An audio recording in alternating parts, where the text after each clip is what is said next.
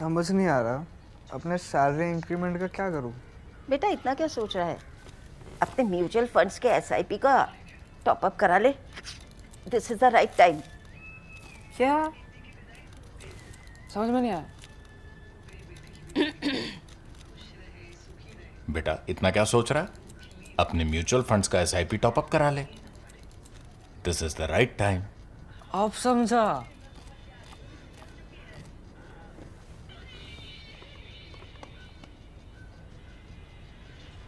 Mutual fund investments are subject to market risks. Read all scheme-related documents carefully.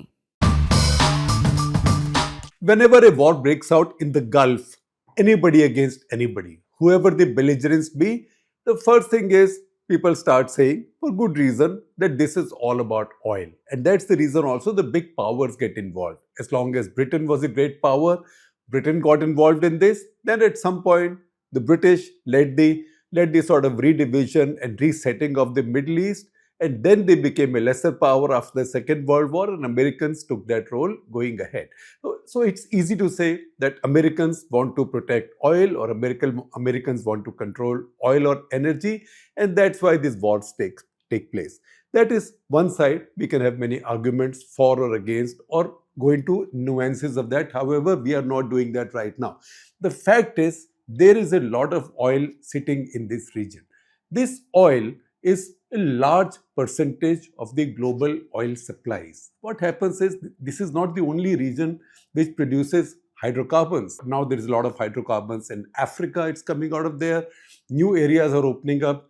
Guyanese have found big new oil fields. These are still being developed. Will take another couple of years to give you the full production. The Americans, the Canadians, the Russians, indeed, big storehouse of oil and gas. So all of that is there. However, this sits in some ways in the heart of the global energy supply chain, because from here in the Middle East, oil and gas can go to both sides, east as well as the west. At this point, more east than the west, because west may still get hydrocarbons from America or from Russia. America means both US and Canada, or let me say Americas, US, Canada, Venezuela, Brazil, Mexico, wherever, Russia, and Europe also can get energy from all of these sources, particularly Norway, the North Sea oil. That's a very big storehouse of oil and gas. So there's a lot of hydrocarbons available to the Western world from there. At the same time, the big economic growth in the world has come from the East. Today, China and India together, the second largest economy in the world, and at this moment the fifth, but soon to be the fourth largest economy in the world, they account for about 1/4, 23%, about 1/4 of the global economic growth. So if the global economy is growing by, say, 3.3% this year, about 1/4 of that will be contributed by these two economies, by the Chinese and Indian economies. These are the growth engines of the world. They are right now running at different speeds. India is running faster than China, a little bit faster than China, but these are the two engines of global economy. That's why these are also the leading consumers of energy, and both are mostly dependent on imported energy. Add to this also some of the other growth engines of global economy: Japan, South Korea, Singapore, although it's a small country, Thailand, Vietnam. All of them mostly depend on imported energy. For them, for most of them, not so much for China, but to a large extent for China as well, but for most of them, the easiest and the nearest source of energy is the Middle East. And that's what makes Middle East so critical to global economy. The reason I said China is not that dependent on the Middle East is simply because the Chinese and the Russians have pipelines built between them. So China can get oil and gas directly from Russia as well. That said, look at the Middle East. Middle East has oil and gas mostly along the two coasts of the Persian Gulf, on the two sides, and there is a geological reason for that. That's when the plates shifted, when the two plates moved away. As we told you the other day in our episode on the Strait of Hormuz, that when the Gondwana continent broke, at some point of time over several million years, or several tens of million years, or in this case, maybe a couple of 100 million years apart, the Arabian plate pulled away on one side and the other plate, which has Iran, went to the other side.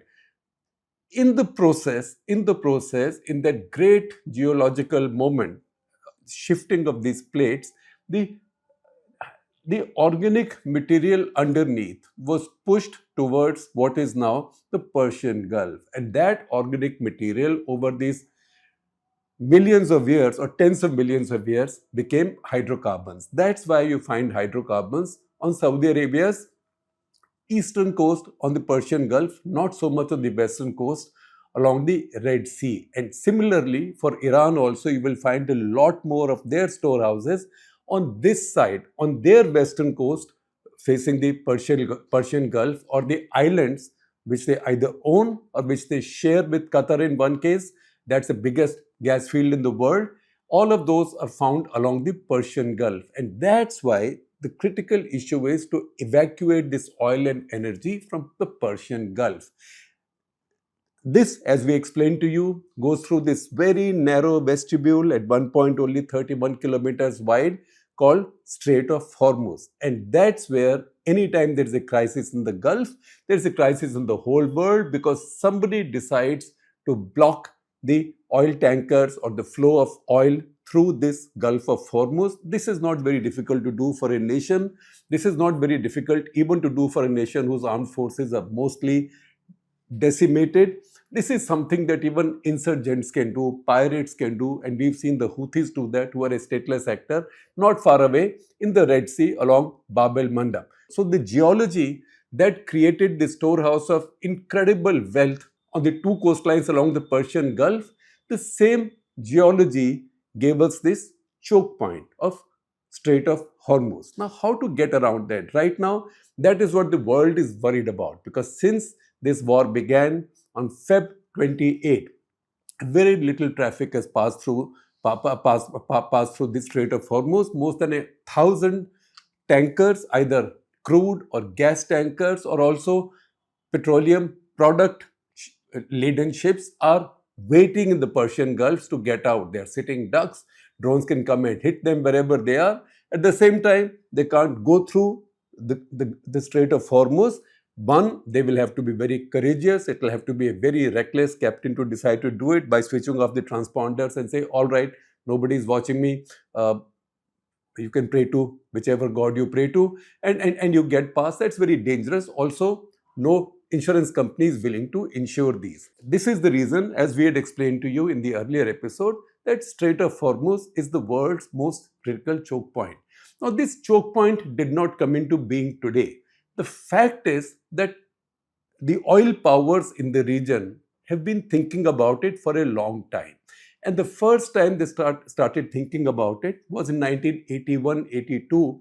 That's when the tanker war began. The tanker war, as it's called, began after the Iraqis attacked Iran, because Saddam Hussein thought Iran was very weak immediately after the revolution. So he could go and take over or weaken it, or maybe install a quote-unquote friendly government there. Everybody wants regime change in the neighboring country, in that neighborhood. That was going reasonably well for him for some time, and he thought that he could further weaken Iran by stopping Iran's oil sales, because that was the main source of income for Iran. So he started the first tanker war. He got his first French jets by 1984, and he used those jets then to start attacking Iranian ships. Iranians then also got the wherewithal to retaliate. They also had leftover fighters, F-14s and others from the Shah's times, and both started attacking each other's ships. That was called the tanker war. The Saudis got concerned about the tanker war, the Saudis, the Qataris, all the others, oil economies, and that is the time that the Saudis decided to build a pipeline. That pipeline, I will come to as we go along. That pipeline took a long time building. It is called the East-West, or you can call it Abqaiq oil field to Yanbu port pipeline. That pipeline is 746 miles, or 1201 precisely kilometers. That runs from the eastern coast of Saudi Arabia, along the Persian Gulf. That's where the big Abqaiq oil fields are, not far from Bahrain and Qatar. It's a very congested neighborhood. And then it goes, empties out at the other end at King Fahd Industrial Port City, or what is called as Yanbu Port. That is where, if you saw pictures and if you saw stories, that the first Saudi supertanker came out of the Gulf bringing crude oil. That is where it came out of. It did not come out of the Persian Gulf. It did not run the gauntlet of Strait of Hormuz. It loaded the crude at the port of Yanbu and got out of there. Now, once again, there are issues, because if you're going north-northwest, then it's fine, because you go to the Suez Canal and then you go to the Western world. You can sell to Europe, you can sell elsewhere. That's fine. You can go to Turkey. Then you are past the Red Sea. You are in the Mediterranean, and then the Atlantic. All the oceans are yours. Atlantic, Pacific. You can reach wherever you want to. The problem arises when you want to go east. If you want to go south-southeast, that means if your buyers are in China, Japan, South Korea, India, etc., these are the biggest markets for oil. Then you have to get past Bab el Mandab and those other narrow areas which make a choke point, which the Yemeni Houthis can exploit. So far, the Houthis haven't done it. Maybe the Houthis are a bit chastened because they know the Iranians can no longer resupply them. They also don't want the wrath of the Israelis and the Americans right now, and maybe also from the UAE and the Saudis right now, because everybody is angry. Or maybe they're just biding their time, and who knows, they're just charging a rent. They can charge rent per tanker. All of those things are well known there. However, there is this pipeline. The problem with the pipeline is it was built in the 80s. It was planned in the 80s, and so it took some time, but the pipeline came into being. The problem with the pipeline is that pipeline has limitations. It has limitation. Max it can bring, max, that is if it's running at full capacity all the time, is 7 million barrels per day. That is still less than 1/3 of the crude that is emptied out through the Persian Gulf. Not enough. And who can run a pipeline at 100% capacity every day? It's a 48-inch or 4-foot circumference pipeline, sizable pipeline. It's a twin pipeline. One can bring in gas byproducts also. Initially, in fact, it was a gas pipeline, and then the purpose of the pipeline was changed. Now, there were times when Saudis also thought of getting the Kuwaitis and the Qataris and others involved in this pipeline project. But you know what happens? When crisis comes, then you plan these things. You can plan these things on the drawing board or maybe now on a laptop, but it takes a long time building these, because after all, it is still a physical effort. Today, engineering is much more advanced than it was in the 80s, but even then, a pipeline project like that will take a long time. And in the Middle East, relationships keep changing all the time. Look at Kuwait, for example. When the tanker war was going on, Kuwait was bringing Iraqi crude because Americans were backing Iraq in that Iraq-Iran war. Indirectly, a little bit directly as well, but more indirectly. Kuwaitis were evacuating Iraqi crude then, and thereby they were helping the Iraqis. Now, Iranians were attacking those crude ships, about 36 or 37 crude ships, big supertankers. The Americans wanted to help, but Americans ran into their law, which is something we had explained to you earlier. Under American law, American Navy, US Navy cannot escort ships, commercial ships, which do not fly the American flag or the Allies' flag. So these Kuwaiti supertankers were flying American flags, and they were being protected by the Americans. It was in the middle of all that mess that at one point USS Vincennes, an American destroyer, shot down an Iranian airliner as well. That's a well-known story. In fact, a scandal to rival the Minab City school bombing this time. Now, this went on till 1988, until the war ended. Kuwaitis were helping Iranians take their oil out, and then what happened?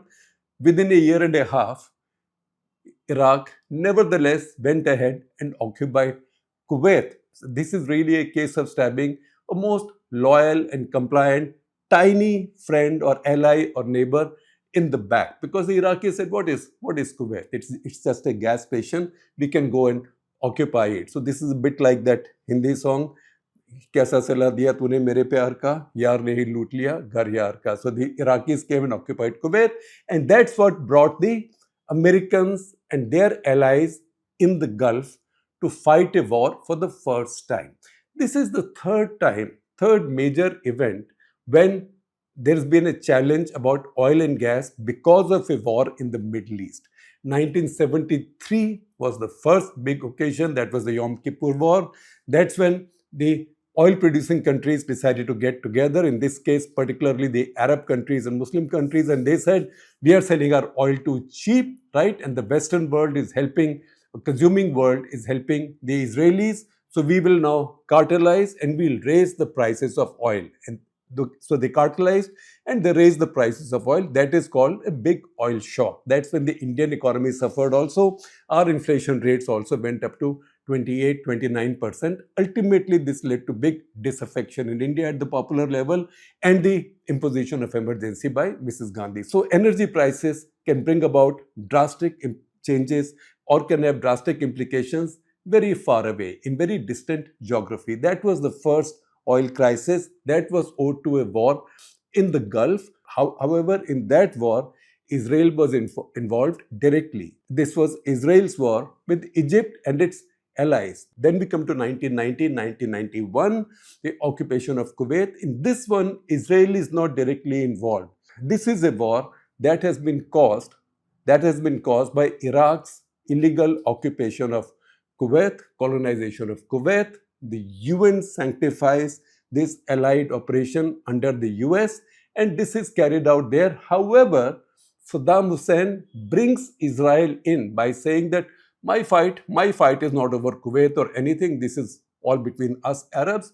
My fight is for Palestine. My fight is for the Palestinians, and I will destroy Israel. That is when he started firing his Scud missiles at Israel. And Israel then willy-nilly got dragged into that war, although the Israelis stayed out of fighting. They did not come and hit anything in Iraq. They left that to the Americans, and the Israelis were then given Patriot missiles. They were defending themselves using Patriot missiles. However, what did Saddam Hussein do? One, global oil supplies had gone down in any case because he had occupied Kuwait. And second, in this case, he was not capable of blocking the Gulf of Hormuz. That was too far. Even when his armies were withdrawing and the Americans were advancing, before leaving Kuwait, there was a massive campaign from his army to burn Kuwait's oil fields. So enormous number of oil fields were burned. We saw those scenes with our eyes. We took pictures. At that point, we didn't take many videos. We made pictures. Our nostrils burned and our lungs burned because wherever you looked, there was an oil well burning. That caused the other big oil shock, again coming out of a war in the Middle East. And third one now involves Israel directly. This is Israel and the US versus Iran. And how has Iran responded? It has again responded by putting pressure on the global energy supply chain. So once again, if you look at this geography, this is something that Geology tailor-made. Geology designed several hundred millions ago to be an instrument in the hands of an underdog in a conflict. Iran today, in today's fighting, is an underdog. Its armed forces are much weaker than those of the US and definitely enormously weaker than those of the US and Israel combined, but it has the power of the Strait of Hormuz. The other countries, the oil-producing countries, they think about getting around it. But by the time they end up building one pipeline, this problem goes and they think there is peace now, everything is stable and we don't have to worry about this because a pipeline is a big investment. It is for the same reason that the UAE deterred for a long time. They planned a pipeline, a 360-kilometer pipeline ultimately from the oil fields of Habshan near Abu Dhabi city to Fujairah. Fujairah is the emirate that opens out in the Gulf of Oman. So this bypasses Strait of Hormuz. This was built after a great deal of dithering and delay. This was built and commissioned in 2012, and this Saudi pipeline was built those days. American contractors, American and British contractors were ruling this place. That was built by a division of Mobil. That again is a 48-inch or a 4-foot diameter pipeline. However, it does not bring in as much oil as the Saudi pipeline can do. It brings in about 1.5 million barrels per day of oil, but still 1.5 million here, and say about 5 to 7 million on the other side. 7 million can't be sold on the Red Sea at Yanbu, because 2 millions of that is also needed by Saudi Arabia's own refineries, because they also need petrol, diesel, other byproducts for their own needs. So about 5, even if that pipeline runs at full capacity, about 5 comes from there, about 1.5 comes from there, and you can see that is the reason why over the past 3 days, Fujairah terminal is what the Iranians have been targeting with their drones. The last 18 kilometers of this pipeline is quite vulnerable because that is offshore. It's not on the shore, it comes into the sea, it's offshore, and these always become targets for drones. In fact, even the Saudi East-West pipeline in 2019 was targeted by the Houthis, and for a few days that was out of commission. These pipelines also work within these vulnerabilities. The thing we don't understand very often, or we understand quite inadequately, when we look at the Middle East and Middle Eastern conflicts, we think Israel, the Arab world, Israel, the Palestinians, increasingly Israel, Iran, Israel, Iraq, that was also an Arab country, Israel, Iraq. There's always Israel. But what we pay inadequate attention to is the conflicts that exist within the Middle East. The Middle East, if you see the oil-producing Gulf countries, there are 6 oil-producing Gulf countries: Iraq, Kuwait, Bahrain, Qatar, Saudi Arabia, and UAE. Iran is on the other side. These 6 countries are members of the Gulf Cooperation Council, GCC. So you would think there will be a fair bit of unanimity between them, a fair bit of unity between them. That is not the case. For a long time, in fact, between 2011 and 2017, the relationship between the rest of the Gulf states and Qatar remained very fraught. And the reason was quite important and quite strategic. The reason was that these other Arab countries, 2011 was the Arab Spring, and these other Gulf countries were very afraid of their people coming out on the street and saying, "Who are you, feudals ruling our countries in the name of God? Singhasan chodo, janta aati hai." Or maybe somebody would sing to them a line from Fez. So all feudals are afraid, all feudal regimes which are hereditary are afraid of their people coming out on the street. Arab Spring really scared these Gulf nations. That is when they got angry with Qatar, because they thought Qatar was backing Muslim Brotherhood, which was the biggest inspiration behind the Arab Spring and which also won some elections which resulted from the Arab Spring, particularly say in Egypt, although that government was only allowed to last for a year, and then the Egyptian army came in and took over and restored, quote unquote, normalcy. These Gulf countries, very insecure Gulf countries in 2011, thought that Qatar was hand in glove, if not in bed, with Muslim Brotherhood, and that was a threat to them. Add to that the threat that they felt from Al Jazeera being present in Qatar. And the third thing was Qatar's special relationship with Iran. This led to GCC countries not only boycotting Qatar, but they also broke diplomatic relations. They also blockaded it. The only land border Qatar has is with Saudi Arabia. They closed the border crossings. Qatar was cut off, and then they gave Qatar a list of demands which included the shutting down of Al Jazeera. However, all of this did not happen. There was an agreement at Al Ula. There was an accord in 2021. Normalcy was restored. We also featured this in a full episode of Karta Clutter, of which I will share a link with you. Qatar and Iran also share a big island, which is South Pars.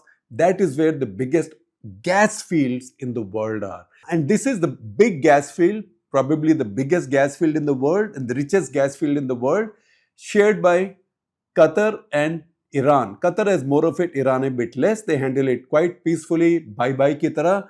Never mind the fact that Qatar has the largest concentration of US CENTCOM forces in the Gulf. And that's the reason Qatar did not come into this pipeline project. Again, the Saudis had thought that they will bring Iraq into the pipeline project, And that plan was on till 1990, until Saddam Hussein invaded Kuwait. So that also went out of the window. I'm telling you all of this so we understand that there are conflicts within this Middle Eastern Arab universe as well. And if we see what's going on today, UAE and Saudi Arabia, which were seen to be iron brothers like this, they have very conflicting positions in many parts of the world. And these come from different motivations. They are fighting in Yemen, for example.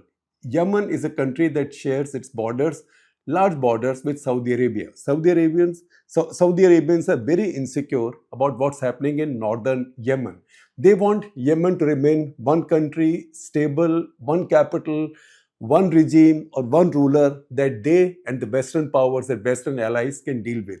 UAE is quite all right if Yemen breaks up, and the southern areas and the southern part of Yemen, which includes Eden, for example, and which will also control Bab el-Mandab, that becomes a separate country, and Yemen gets divided. UAE therefore sees many more interests in Africa, particularly the Horn of Africa. In fact, one of these days we'll do a full episode on the Horn of Africa and why UAE, the Israelis, everybody is getting so involved there. And UAE therefore has a common interest with Israel in Somaliland.